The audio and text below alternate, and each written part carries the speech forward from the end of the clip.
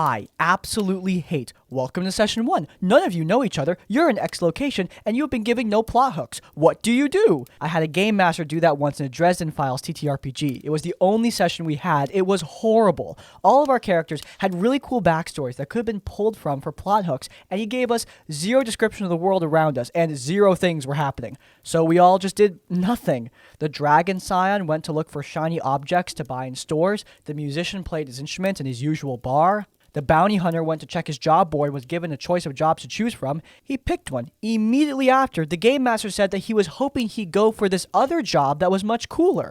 Okay, then why give us the choice at all? I was a shape-shifting thief. I went to look for deep pockets to pick, and nothing happened the whole time. As soon as I tried to force something to happen, searching high and low for anything, and even acting out of character just to find something to do, after like an hour or two, the game master said, "You all hear a massive explosion at the docks." So of course, we all ran from our different locations to check it out. We're told that a boat was on fire, and then the session ended. I always imagine a good session 1 is like a good television pilot. The session 0 is the pitch. The session 1, though, that's where you show what this game is going to be like. So could you imagine in Legend of Vox Machina, instead of the group having an epic bar fight, meeting the king and confronting a gargantuan dragon, they instead were all in separate locations just sitting around for like an hour and a half. I'm no pro writer, but I don't think that'd be as good.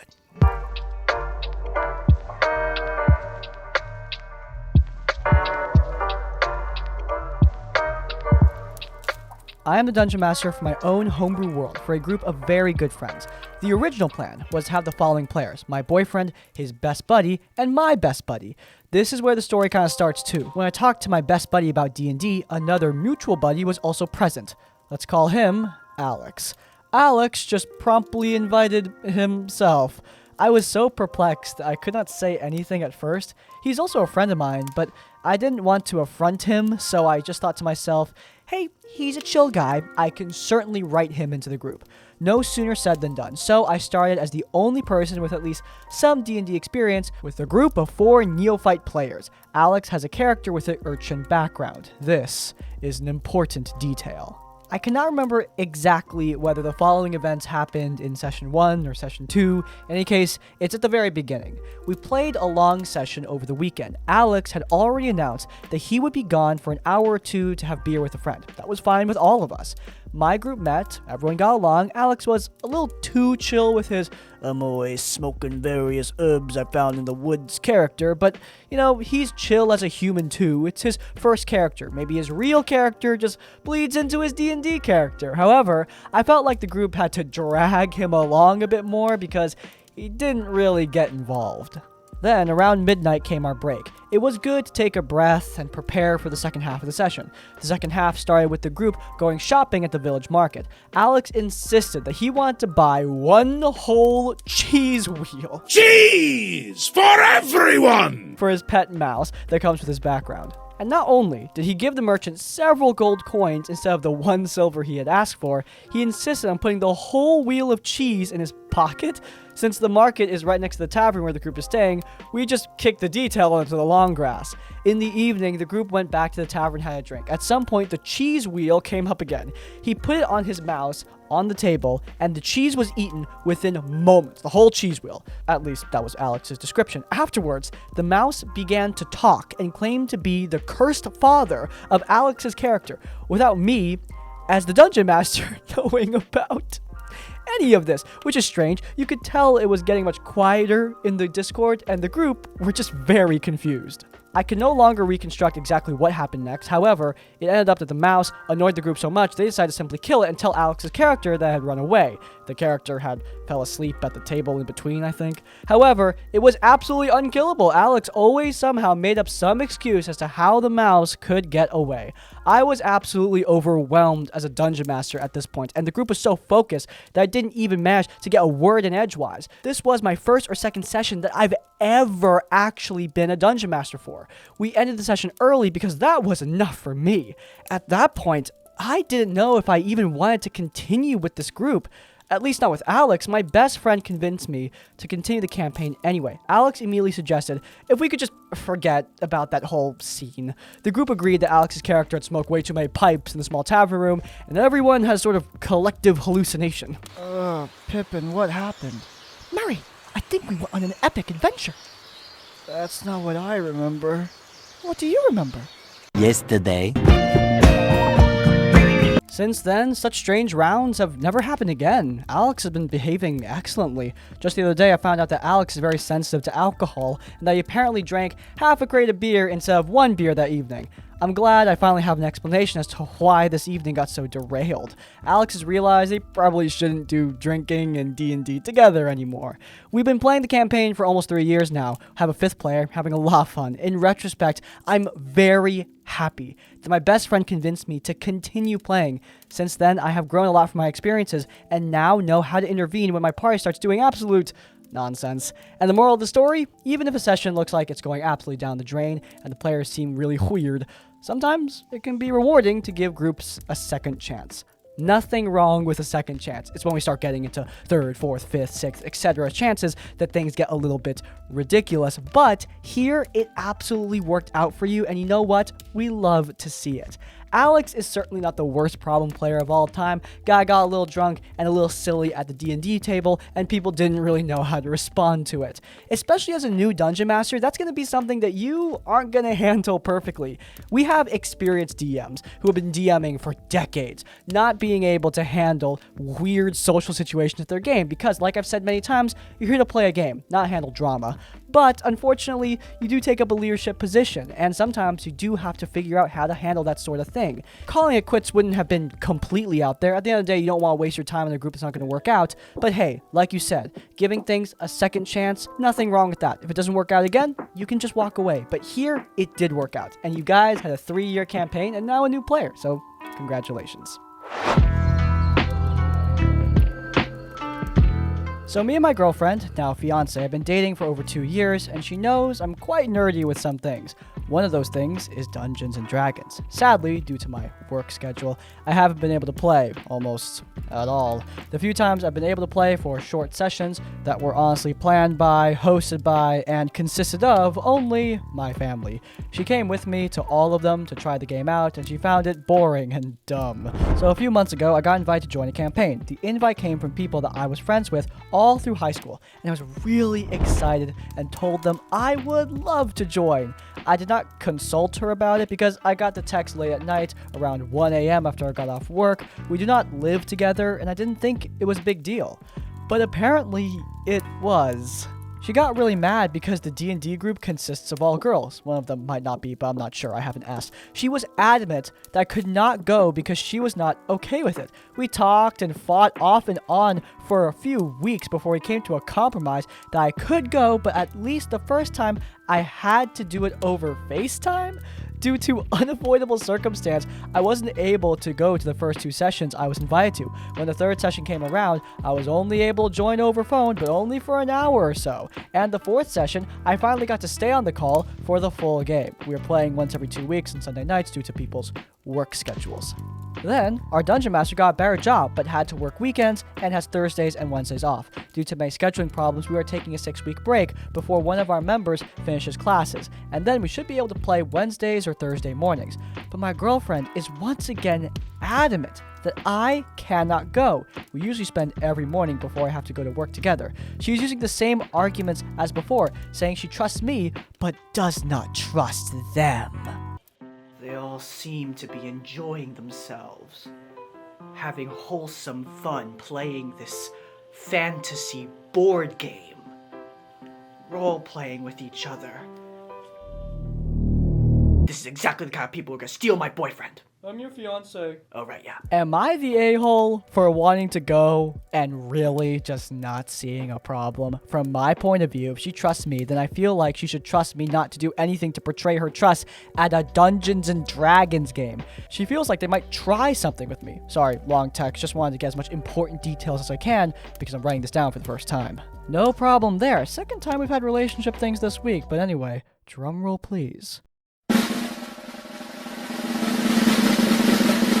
not the a-hole. Just like I always recommend, I don't think you should end a 2-year relationship over a D&D game, but your fiance is showing some signs of a little bit of insecurity, and that is not ideal and something that you should talk about.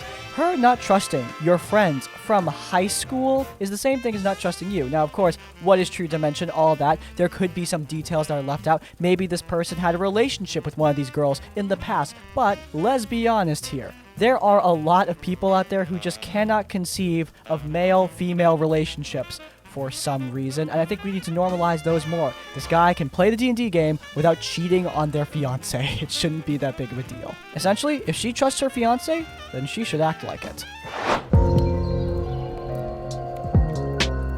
This happened about 2 years ago when I was GMing Vampire the Masquerade for a group of my friends on Discord. Most of them were newcomers to the game, so I ran them through the basic character creation with lots of hand-holding and explanations that were needed, and we were all feeling good about the upcoming story prospects.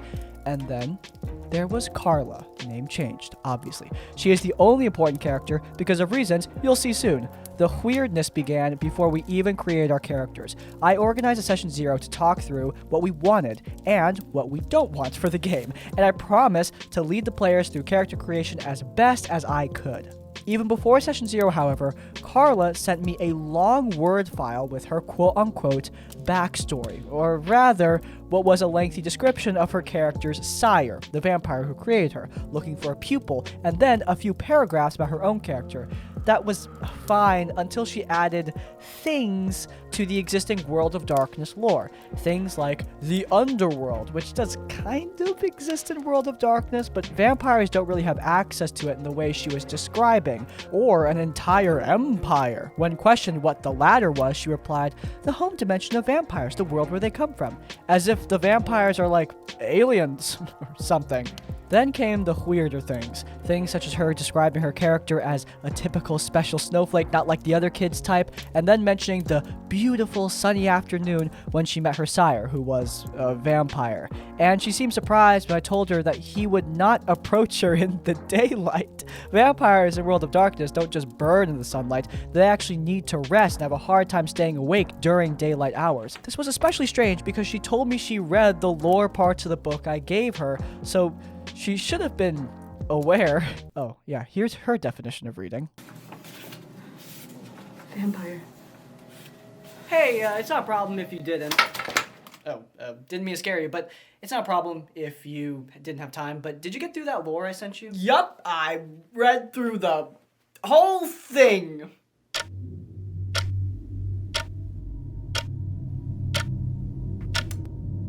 Seems legit. Looking back, my biggest mistake came during this part. She became frustrated with the character creation mechanics and wanted to quit.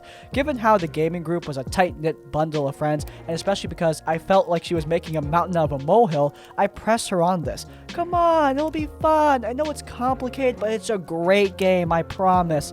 Looking back, I really should have just gone, okay, too bad, but see you around. But I felt letting her go would have been excluding her. Turns out, not all people fit with all groups, or all systems. Given how she self-confessed as a newbie in all things World of Darkness, I decided to start the game during Carla's introduction to the city in-game setting. This could explain why she didn't know much about the other vampires, or why she was lacking in information compared to the others, who bothered to read the lore sections.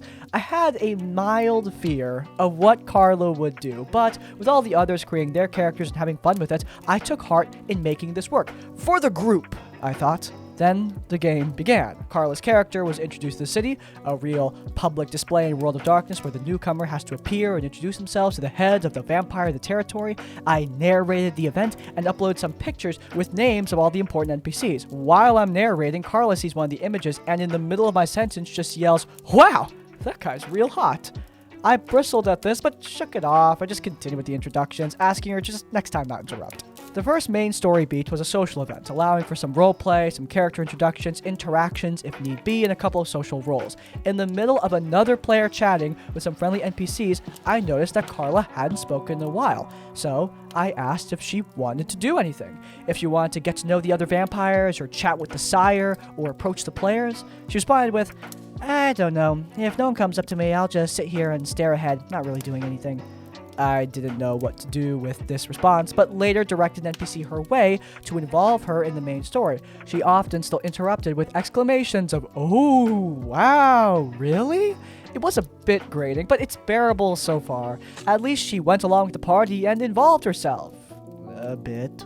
Soon after session 1, Carla had a child in real life, and we were stuck between either putting the game on hold for a long time or just making do without her in-game. I decided to involve Carla's character in the background, essentially having her be on downtime, but still capable of doing stuff like building up her strength, getting followers, contacts, etc. She wouldn't be playing in group sessions, but she could text me what she was doing anytime she was free and felt fit. I told Carla, as well as the other players, and they all seemed to be up for this. They seemed even more enthusiastic to see that this world had several layers of interaction, both running around and completing missions for higher-ranking vampires, as well as subtle, behind-the-scenes scheming. Or, well, I thought that's what it would be. As soon as I asked Carla what she wanted to do off-session, she told me she wants to go after the vampire lady their group had been investigating. Meaning she wanted to go after the main plot of the game. I tried telling her this, but she insisted, and I just ended up thinking, you know what, that's fine. I'll just take the rest of the group on another route while giving Carla some other investigation, leading to extra info that she can relay to the group if she wants. And that was fine until... basically, Carla visited a vampire who was an expert forager and responsible for fake IDs to all vampires who paid him, including the lady she was looking for. So Carla pays him a visit and asks the guy to give her the other vampire's information, place of residence, etc. The NPC asked what she needs it for. You know, client confidentiality is important to him. Carla then hits me with, "Oh, well, that woman might be involved in something dangerous. People have been acting insane around her, and I'm almost certain she's involved in nasty things like disappearance and murders." I asked what she meant, thinking she was attempting to lie to the NPC, and she told me, well, this woman might have hypnotized or manipulated all those around her, and people have been disappearing from the clans everywhere she goes. She's dangerous. Side note. No weird behavior or disappearances were ever mentioned, and she never rolled or asked if her character could know about such things, and once again, she wasn't trying to mislead or lie to the NPC like I assumed. She was saying this as if it was just factually canon to our game. Now, I'm perfectly happy with leaving some strands of character backstory or some such things in the air so that players can be creative with certain events, but Carla was trying to alter a pretty significant part of the main plot just because she said so. And when I asked how she got these things into her head, she replied, "I'm being creative. We're playing a creative game, aren't we?"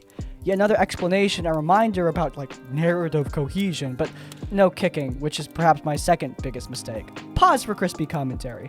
I don't think that not kicking her here is a mistake. I'm sure that this is going to escalate, or maybe it won't, who knows, I haven't finished the story.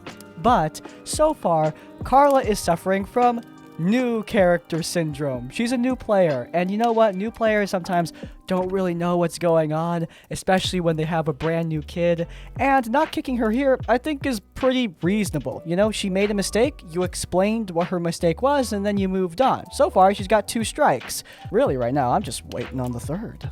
Anyway, one thing leads to another, and she manages to somehow convince this forager to give her the address. She talks about murdering a bunch of cops and taking their uniforms as disguises for herself and some other vampire friends, but I shut that down since, you know... People would start asking questions, and Cazador hated questions. She goes to the address and sees an apartment building. The front gate is locked since it's the middle of the night. So she asks, "Can I tap the lock?" I assume she wants to break in, so I respond with, "Oh, you mean crack it? Sure, just roll me..." "No, just tap it a few times."